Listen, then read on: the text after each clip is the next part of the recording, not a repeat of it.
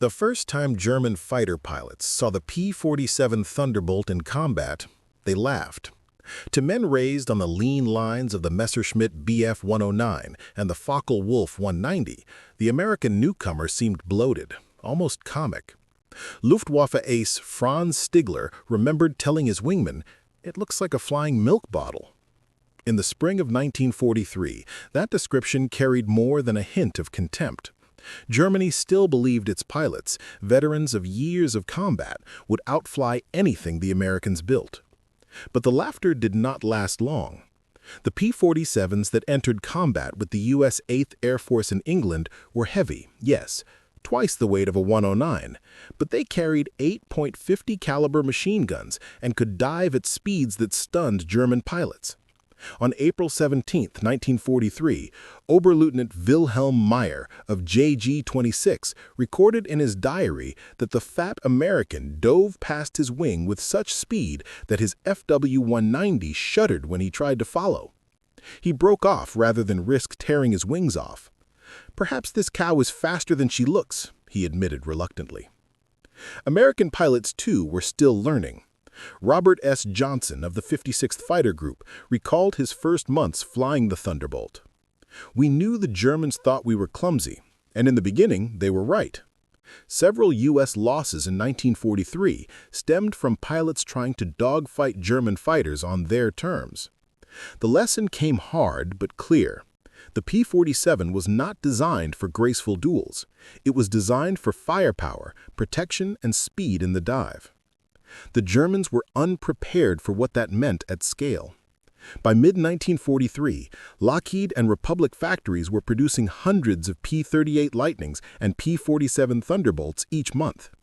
Luftwaffe pilots had grown accustomed to opponents who arrived in small numbers, the British Spitfires or early American P-40s. But suddenly, on a single day's mission, squadrons of Thunderbolts covered B-17 formations like swarms of hornets. In July 1943, Major Heinz Baer, one of Germany's leading aces, described an encounter over the Ruhr. "They came in pairs, then fours, then tens. You would shoot one down and another would appear. It was like the machine was endless." The sense of endless was new and disturbing. For years, Luftwaffe pilots had believed they could balance attrition. A skilled German ace might down several opponents, evening the odds. But the Americans had shifted the scale. Destroying 3 P-47s on Monday meant little when 15 more appeared on Wednesday, freshly delivered from factories across the Atlantic. The shock only deepened when the P-51 Mustang arrived in late 1943. Sleeker than the Thunderbolt, the Mustang could fly to Berlin and back, escorting bombers the whole way. German intelligence officers at first dismissed reports that such a fighter existed in numbers. "No nation could build so many long-range machines," one 1943 Luftwaffe memo stated flatly. But within months, Mustang formations were a common sight, their range nullifying one of Germany's last advantages, striking bombers after their escorts turned back. Captured German pilots often expressed disbelief during interrogations. One, interviewed in December 1943 by 13th Fighter Command, asked his captors how many Mustangs had been built. When told that North American aviation was producing more than 400 per month, he shook his head. "It cannot be true. In Germany, even the best factories could not do this. Perhaps you are lying to frighten me." The Americans did not need to lie. Production was the truth, and it was a weapon. By the end of 1943, the Luftwaffe had learned the first hard lesson of fighting the United States. They were not battling just airplanes in the sky. They were battling assembly lines thousands of miles away, turning out machines faster than German squadrons could shoot them down.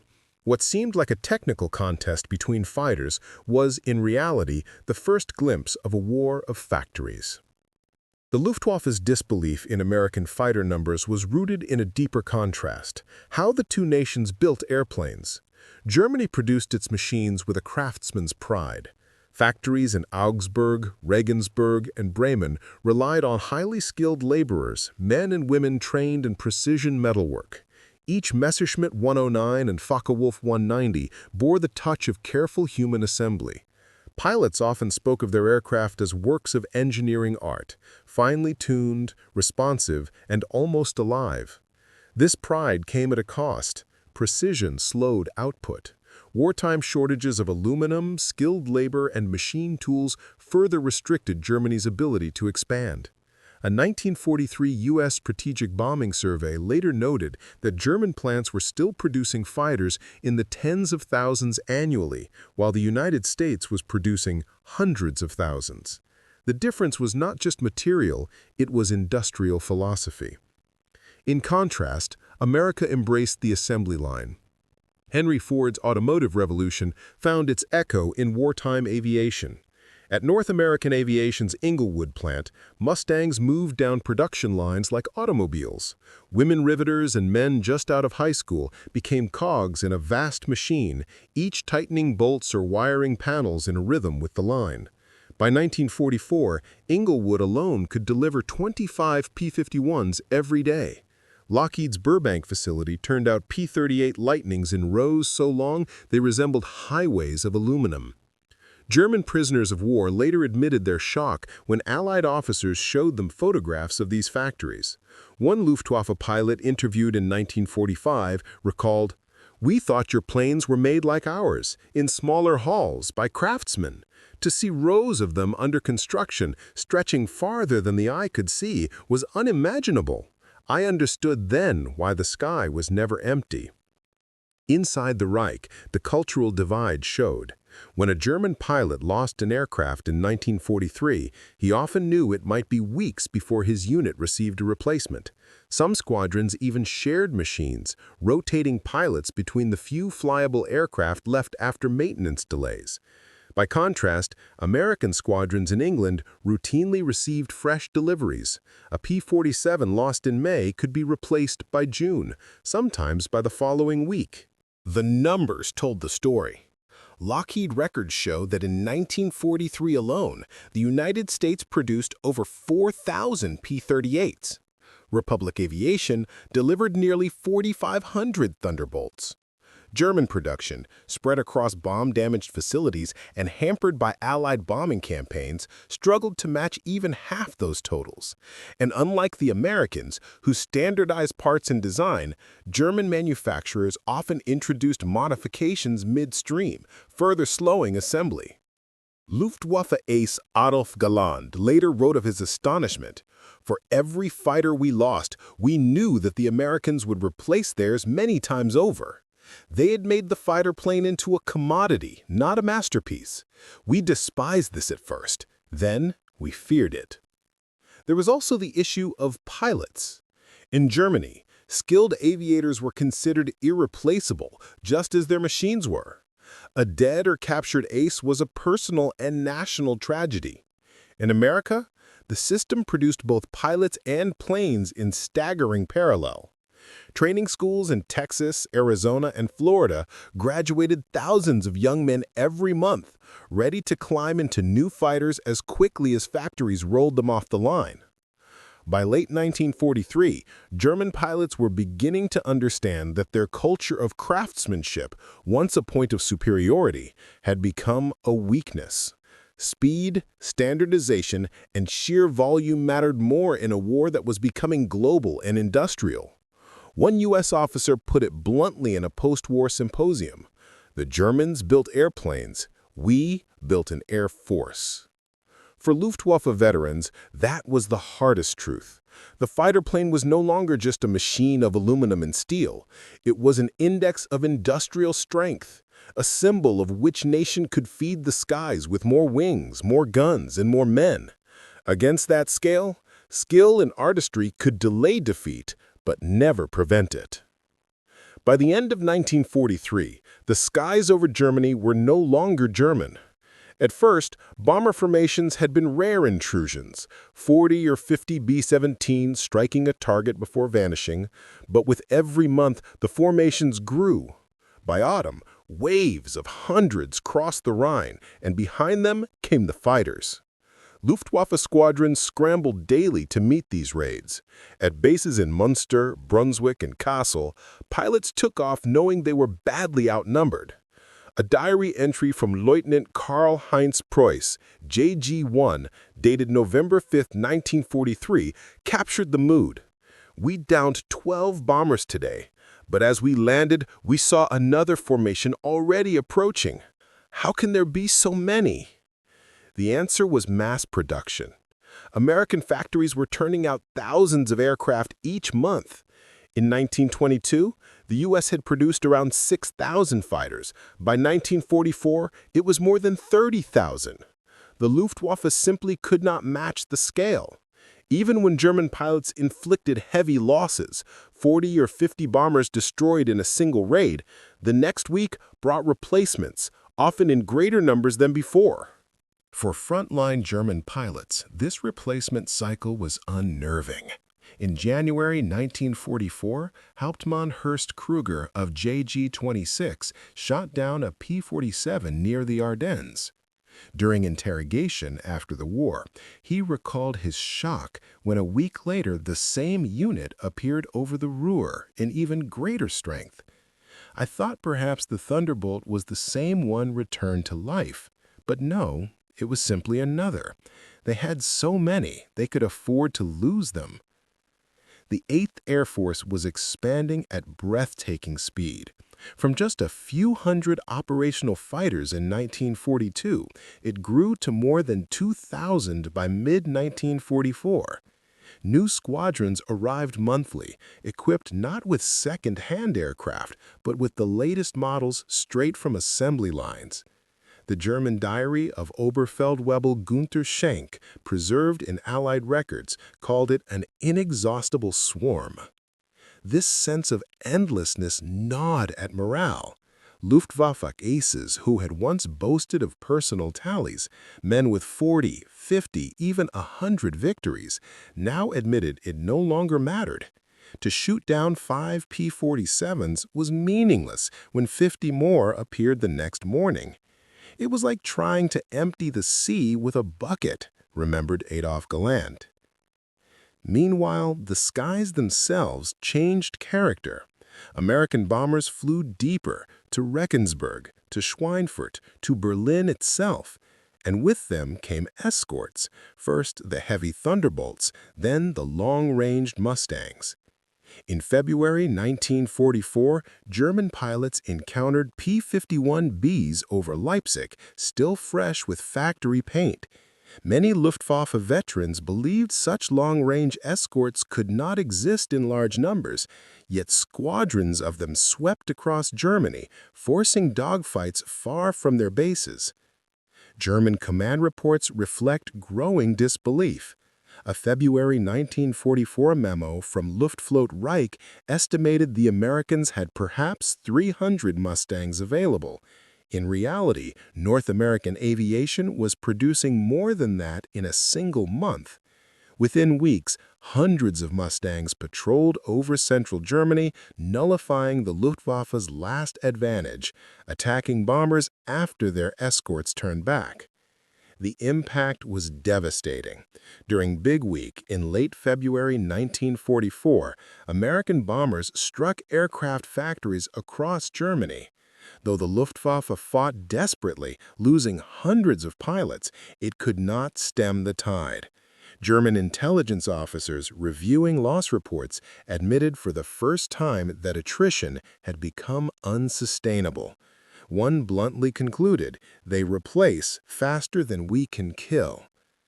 For American crews, the change was visible. Pilots of the 339th Fighter Squadron wrote in their after-action reports that Luftwaffe attacks grew less coordinated by spring 1944. Where once tight German formations had swooped in with deadly skill, now scattered groups of tired, outnumbered pilots broke apart quickly. "The sting has gone out of them," one U.S. report observed. By mid-1944, German skies no longer belonged to the Luftwaffe. The Reich was defended by dwindling veterans, flying fewer aircraft each week against an enemy whose numbers seemed limitless. For the German pilots who survived, this period marked a grim realization. They were not simply fighting airplanes anymore. They were fighting a production machine that no ace, no matter how skilled, could ever outfly. For the Luftwaffe, February 1944 marked a breaking point. The Americans called it Operation Argument, though history remembers it as Big Week. Over 6 days, from February 20th to 25th, the U.S. 8th and 15th Air Forces launched massive raids against the heart of German aircraft production. Regensburg, Schweinfurt, Gotha, Leipzig, names already synonymous with factories, were struck again and again. German pilots braced for battle. Every squadron available to Luftflotte Reich scrambled to meet the bomber streams. From bases at Wittmund, Gütersloh, and Hanover, Messerschmitts and Focke-Wulfs clawed their way into the sky. They found what one pilot called walls of silver, endless ranks of B-17s and B-24s flying at altitudes the Germans struggled to reach. And circling them like wolves at the herd were Thunderbolts and Mustangs, fresh from American factories. Oberleutnant Hans-Ulrich Blum of Jagd 11 later remembered the shock. "We thought perhaps this was their maximum effort, that they had emptied their resources. But every day the formations returned, larger than the last. I realized then we were not fighting a raid, we were fighting a system." The system was production. Even as bombs rained down on the Regensburg's Messerschmitt assembly halls, new aircraft were rolling out of plants in Inglewood and Burbank. North American aviation delivered nearly 500 P-51s in February alone, more than enough to replace every American loss in Big Week several times over. Republic Aviation was shipping P-47s at a rate of 15 per day.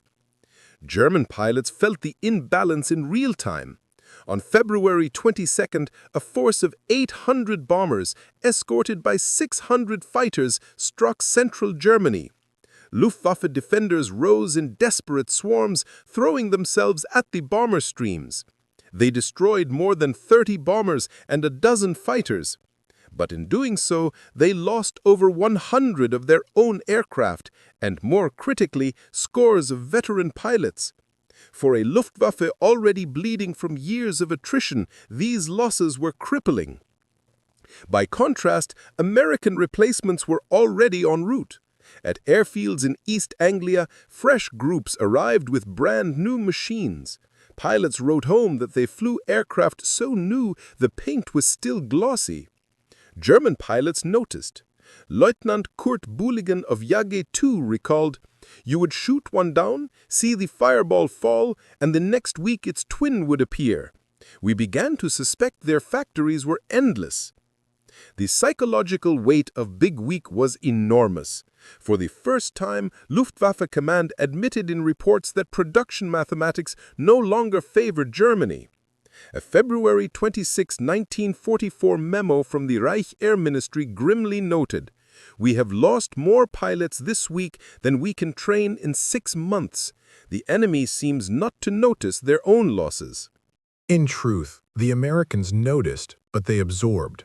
Factories in California, Texas, and Michigan filled the gaps faster than the Luftwaffe could inflict them. For every Thunderbolt destroyed, another waited on a stateside airfield ready to ship across the Atlantic. For every Mustang lost, dozens more followed from assembly lines. Big Week also changed the balance in the air. With the arrival of the P-51B Mustang in strength, American bombers could now reach Berlin under constant escort. German pilots had once relied on catching formations unprotected deep over central Germany. By March 1944, that sanctuary was gone. Veteran ace Adolf Golland summed up the turning point bluntly. "We were finished. The day the Mustangs appeared over Berlin, the war was lost." For the men who flew against the Americans, Big Week was more than a battle. It was the moment they realized that no matter how hard they fought, the numbers would only grow. The Reich could not match production at such scale, and its defenders felt the truth in every sortie. After February 1944, German skies would never again belong to the Luftwaffe. By mid-1944, the Luftwaffe's most precious resource was no longer metal or machinery, it was fuel.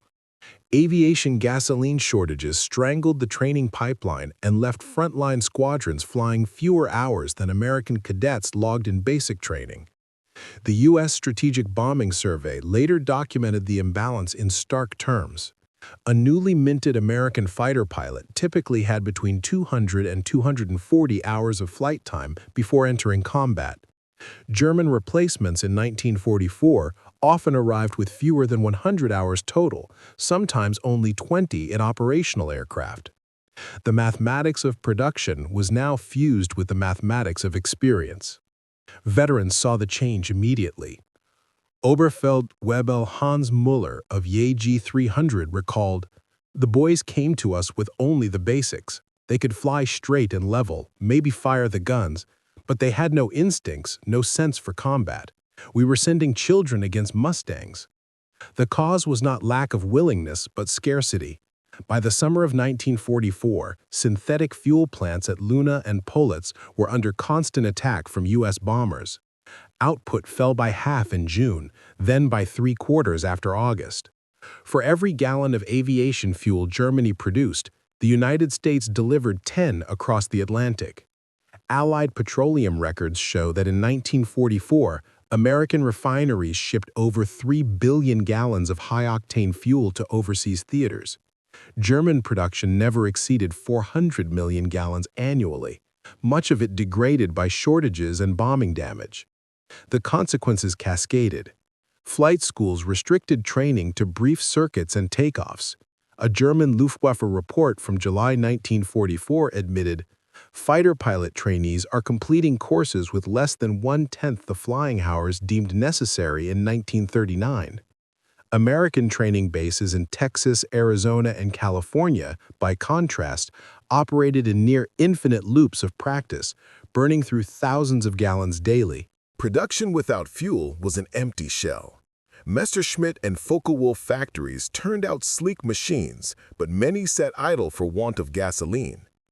Prisoners of war later testified to the bitter irony: rows of untouched fighters on dispersal fields, gleaming but grounded. Meanwhile, American factories delivered not only aircraft but also entire ecosystems of support. Spare parts, engines, tires, and ammunition arrived by Liberty ship convoys, ensuring that damaged fighters could return to the sky within days. German units cannibalized wrecks, stripping parts from one Bf-109 to keep another alive. The pilot crisis deepened as veterans were lost faster than they could be replaced. In May 1944 alone, the Luftwaffe lost nearly 1,000 fighter pilots. Many were irreplaceable aces, men with hundreds of missions who had survived since 1940. Their deaths left formations led by green replacements, barely able to stay in formation. American air crews noticed. After-action reports from the 339th Fighter Group in summer 1944 described dogfights where German pilots lacked aggressiveness or broke off combat quickly. One U.S. pilot remarked, "They fly like we did in training, tentative, jerky, afraid of the vertical. You can feel their inexperience." For German pilots still clinging to hope, the disparity in fuel drove despair deeper than any bombing raid.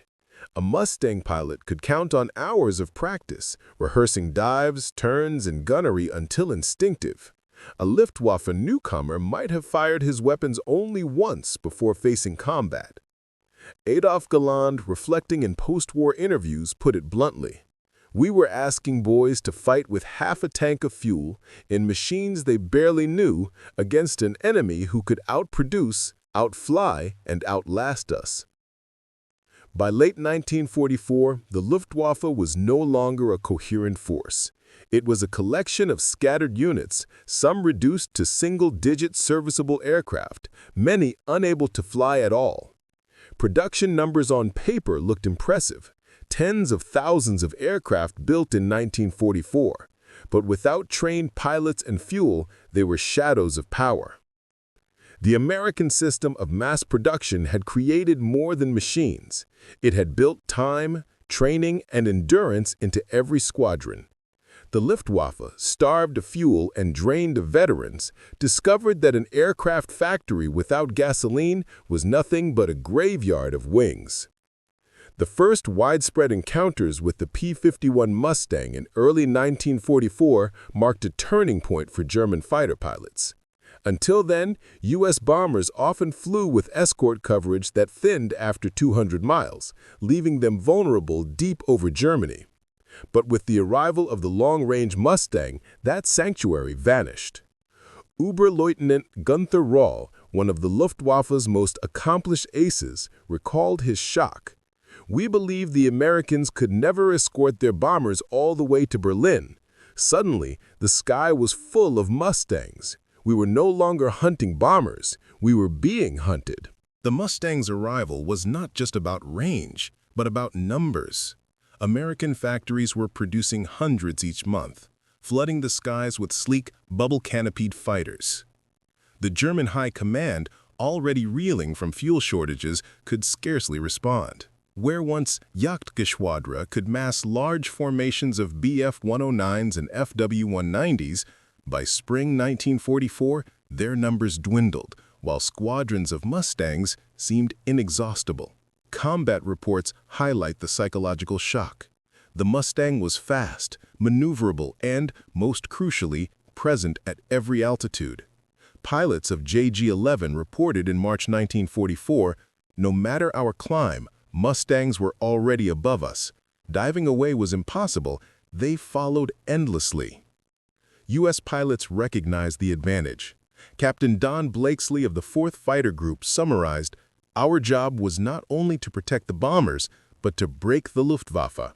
With Mustangs, we could go anywhere they could." The consequences for German veterans were immediate. The famed Jagdgeschwadron 26, once dominant over France, lost dozens of seasoned pilots in a single week. The reason was not only the Mustang's qualities, but the American system of rotation and replacement. When a U.S. pilot completed a tour, he returned home to train new cadets. German aces, by contrast, fought until killed or incapacitated. The Luftwaffe's strength decayed as experience bled away.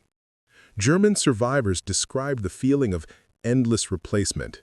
Oberfeldwebel Karl-Heinz Weber wrote after the war, "Every time we thought we had thinned them out, new squadrons appeared. The production seemed without end. It was as if America had infinite planes and infinite pilots." The statistics support his despair. Between January and December 1944, the U.S. produced more than 14,000 P-51s, while Germany, under relentless bombing, managed far fewer Bf-109s and Fw-190s than required to sustain losses. The American machine delivered not just fighters, but replacement engines, parts, and fuel, everything needed to keep squadrons constantly in action. The Mustang also shifted tactics. Instead of waiting passively with bombers, P-51 groups began fighter sweeps, hunting the Luftwaffe even before bombers arrived. The Luftwaffe's defensive strategy collapsed as interceptors were engaged and destroyed before reaching bomber formations. In effect, the Mustang turned Germany's skies into a battlefield of attrition the Reich could not afford. German pilots later admitted to the creeping sense of inevitability. It was not only the aircraft, but the entire system. America could train pilots, replace aircraft, and supply fuel faster than we could shoot them down. The Mustang was only the sharp edge of a much larger sword. By late 1944, the Luftwaffe morale was fractured. Reports noted pilots flying missions knowing fuel allowed for only 20 minutes of combat. Against them were Mustangs with full tanks, and the option to loiter for hours. For the younger replacements, encounters with Mustangs were often their first and last combat. The U.S. after-action reports from autumn 1944 contain chilling notes. Enemy fighters appeared inexperienced. Several attempted frontal passes but broke early. Few pressed attacks. These lines reflected not cowardice, but a recognition of imbalance. What German pilots could not comprehend at the time was the scale of U.S. production behind each encounter. To them, the Mustang's constant presence felt supernatural, as though every loss was instantly replaced. To historians, it was simply the inevitable result of industrial capacity meeting logistical mastery. In the eyes of those who faced it, the P-51 Mustang was not just a machine, it was the embodiment of American production, escorting not just bombers, but the collapse of Germany's air war. By the opening months of 1945, the Luftwaffe was a shadow of its former self. The proud force that once dominated European skies in 1940 now struggled to put up even token resistance. For German pilots, the collapse was not merely a matter of tactical defeats, but the crushing realization of industrial disparity. Reports from Jagdgeschwader 300 in February 1945 capture the despair. Our Gruppen fly with 12 aircraft at most. Fuel allows only short sorties. The enemy fills the skies with hundreds of fighters and bombers. We have no reserves. The U.S. Army Air Forces, by contrast, operated at a scale beyond comprehension.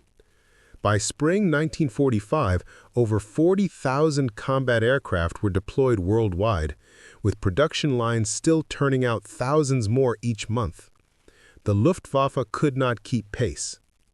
Even when aircraft were available, Germany faced critical shortages of aviation gasoline. The Allied bombing campaign against synthetic fuel plants, most notably at Luna and Politz, crippled supply. Many German fighters sat idle, their cockpits filled with experienced pilots but empty tanks. Training was equally dire. Veteran aces had been lost steadily since 1943, and replacements were rushed into combat after as little as 60 hours of flight time.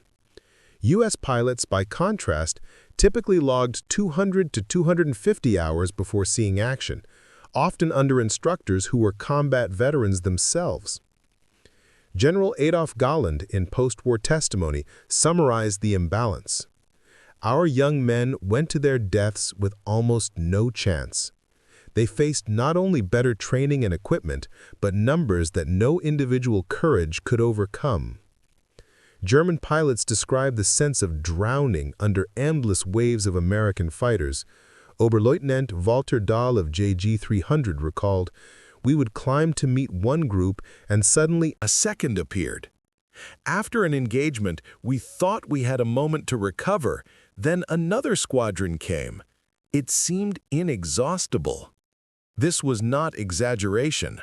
U.S. fighter groups rotated seamlessly, supported by deep logistics.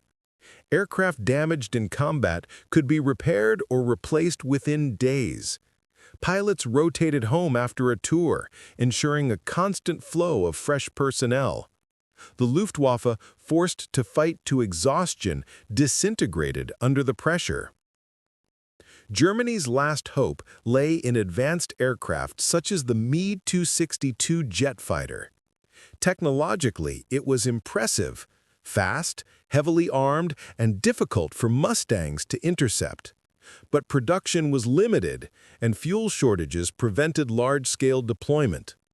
U.S. intelligence noted that the Luftwaffe never had more than a few hundred jets operational at a time. Against thousands of Allied aircraft, the jets were brave but irrelevant. Captured German documents from March 1945 show planners acknowledging defeat. "Our losses cannot be replaced. Even were production restored, fuel and pilots are lacking. The enemy overwhelms us, not by quality alone, but by sheer magnitude." By April, the Reich's skies belonged entirely to the Allies. American and British aircraft roamed freely, strafing trains, bridges, and convoys. The Luftwaffe, once feared for its precision and daring, was now reduced to scattered resistance. For German pilots, the collapse was personal. Many veterans described their final missions not in terms of victory, but of inevitability. As one recalled during a 1985 reunion, "We were not beaten in a single battle.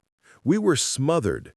Every time we flew, there were more of them and fewer of us." The story of 1945 was not only about combat, but about the revelation of American production. Post-war interrogations of Luftwaffe officers repeatedly highlight disbelief at the U.S. capacity. One officer remarked, "We thought their losses would eventually slow them. Instead, they increased operations. It was like fighting a factory." Indeed, the U.S. produced over 96,000 aircraft in 1944 alone, a number larger than the entire Luftwaffe fleet at its peak. By the war's end, German pilots had witnessed the transformation of the skies into a demonstration of industrial warfare. The Luftwaffe's end was not sudden, but inevitable. Shortages of fuel, loss of veteran pilots, and the relentless flood of Allied aircraft created a situation no tactical brilliance could overcome. For those who survived, the lesson was clear. Air power was no longer measured in individual skill, but in the ability to produce, supply, and sustain at massive scale. In the words of Oberst Johannes Steinhoff, reflecting years later, "We did not lose to the Mustang alone, or to the Thunderbolt or the Lightning. We lost to American industry, which built them all in such numbers that our courage was meaningless." When the war ended in May 1945, Luftwaffe survivors faced captivity, interrogation, and reflection. For many, the bitter truth was not that they had been outflown, but that they had been outproduced.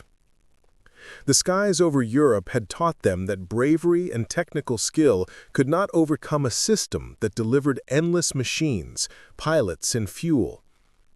During the 1945-46 Allied interrogations, German officers consistently expressed astonishment at the scale of American industry. Major Hajo Harriman noted, "We assumed their factories would be exhausted after such losses. Instead, their output grew larger every year. It was inconceivable to us that one nation could build more aircraft in a single month than we could in a year." The statistics were indeed staggering. By war's end, the United States had produced over 300,000 military aircraft of all types. Germany, strained by bombing and shortages, produced fewer than a third of that figure. More decisive still, America ensured those aircraft reached the front with spare parts, trained crews, and fuel supplies. At the 1962 U.S.-Japanese Aviation History Symposium, Luftwaffe veterans sat alongside Allied officers. Many admitted candidly that the war in the air had been decided not in the skies, but in the factories. Adolphe Galland remarked, "When I saw your depots after the war, filled with row upon row of engines and fuselages, I understood why we could not win. For every fighter we destroyed, 5 more stood ready to take its place." At a 1985 Pacific and European Theater Veterans Reunion in Hawaii, a former BF-109 pilot recalled the impression American mass production left on him. "We believed for a time that our skill could balance the numbers, but when we faced Mustangs, Thunderbolts, and Lightnings together, each in hundreds, it was clear the Reich could not match this torrent." The P-51 Mustang, often remembered as the symbol of Allied air superiority, was more than a fighter. It became a shorthand among German pilots for the system that produced it. Survivors described the Mustang not only as a machine, but as an emblem of abundance. Oberleutnant Heinz Marquardt put it bluntly in a post-war memoir. "The P-51 was not the best fighter because of its wings or engine alone. It was the best because it came in thousands. Behind every Mustang in the sky were factories, oil fields, and training schools. We had no answer to that." This realization reshaped how air power was understood after 1945. Air forces worldwide studied the U.S. model of integrating industry, logistics, and tactics into a single war machine. The Luftwaffe's defeat became a case study not just in aerial combat, but in the decisive role of production capacity. For many German pilots, acknowledging the truth was painful. They had flown with courage, often scoring dozens of victories. Yet even the greatest aces, men like Erich Hartmann with over 300 confirmed kills, admitted in retrospect that their efforts had been futile against the American juggernaut. Hartmann himself reflected in later interviews, "What difference did it make how many I shot down? Another squadron always arrived, another group. It was endless. Numbers defeated us, not skill." As decades passed, the memory of American aircraft massing over Europe became central to Luftwaffe veterans' reflections. What they remembered most vividly was not individual dogfights, but the overwhelming impression of scale. They spoke of endless contrails, skies filled with Mustangs, Thunderbolts, and Lightnings, and the helplessness of trying to resist such a tide. The final word belongs to Johannes Steinhoff, who summarized the lesson of the war in 1970. The Luftwaffe was built for a short, decisive war. The Americans built for a long one. That difference is why we lost. In the end, German pilots could not believe what they had faced. Not a single adversary in the air, but an entire industrial nation that had turned its factories into wings of war. For them, the legacy of American fighter plane mass production was not just defeat, but a revelation. In modern war, courage mattered, but production decided.